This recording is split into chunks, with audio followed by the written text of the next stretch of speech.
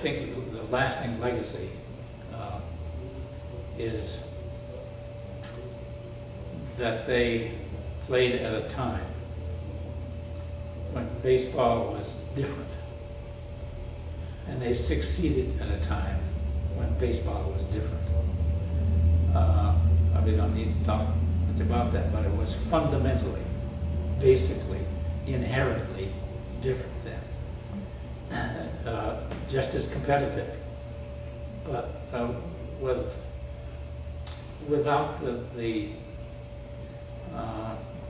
format that's less than, what I could say, less than athletic.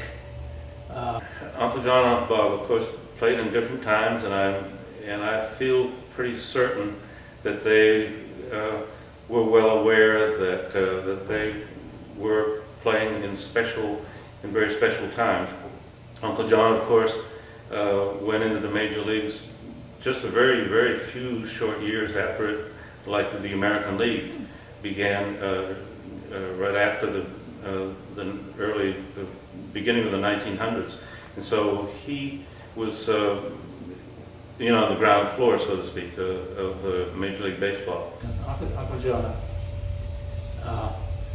in 1910, won 31 games, had 13 shutouts, which is still a American League record. 9 one-run games, had an run average that was phenomenal. He won 3 World Series games in 5 days. Became more than legendary. He earned $4,000 for that performance. Uncle John's legacy is in the fact that he pitched in so many World Series games. For a long time, he held the record of being the winning pitcher 5 times in World Series and never losing a game. Since then, other pitchers have won more games than that, but for a long while he held that record. In the very beginning, his first year as a pitcher in the American League for Philadelphia, he really hit the highlights that first year by pitching the longest game in baseball history. I think it was in September of his very first season with Philadelphia, he pitched 24 innings against the Boston Red Sox. Pitched all 24 innings himself. Today, a pitcher is lucky if he lasts into the 7th or 8th inning.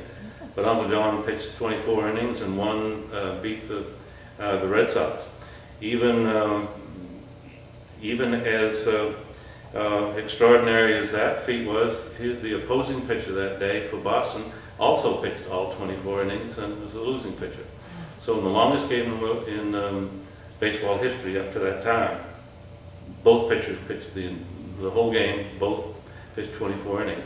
So that was quite a legacy, and that record lasted for many years. Pitchers they pitched the whole game.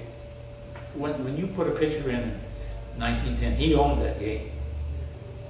That was his game, and he was, when Uncle John came out, he never came out of a game, but when he came out of a game, he took himself out.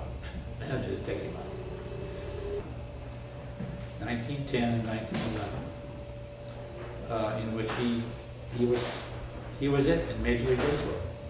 They were outstanding years, unmatched almost, but it wasn't very long. He won 169 games. Uncle Bob's time in the major leagues was very limited. Obviously, Uncle Bob came out of Duke University in 1933 and went directly to the Philadelphia Athletics and stayed there for a period of time, and then spent the next 10 years pretty much in the minor leagues, being in the high minor leagues, being a very successful baseball pitcher, and finishing up his career with the New York Giants. So I remember talking with Billy Werber in Florida about Uncle John, and then we talked about Uncle Bob. Uncle Bob faced him in the minor leagues a lot, Billy Werber.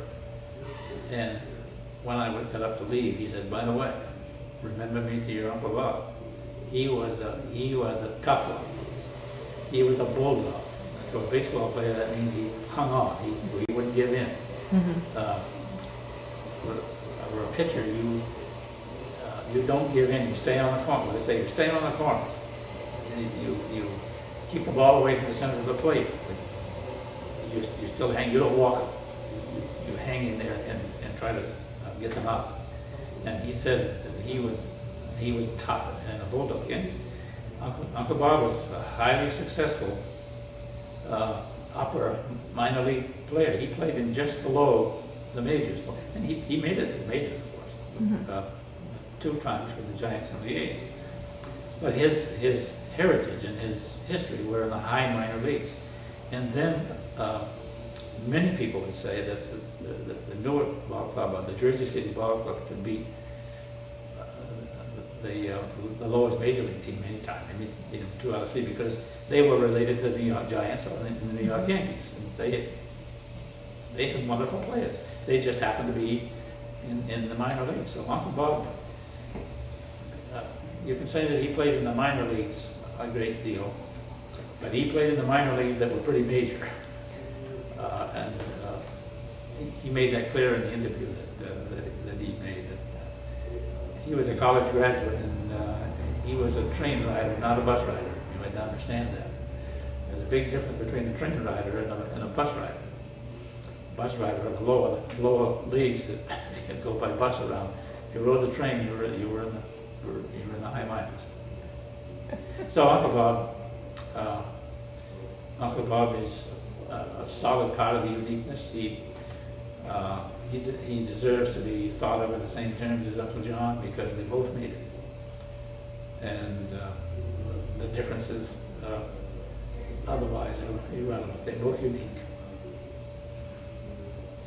Their uniqueness. That you can't argue with that. To be unique is special. I know another main baseball player named Carlton Willie, who's played for the Braves and then played for the Mets and had a moderately successful. If you play in the major leagues, you've had a great baseball career, no matter what happens to you. You made it to the majors. You made it. So I think the fact that they made it, for someone who like my brothers and I, who love baseball and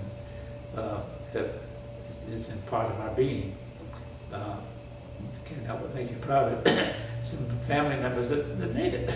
Just as long as you made it, that's very special.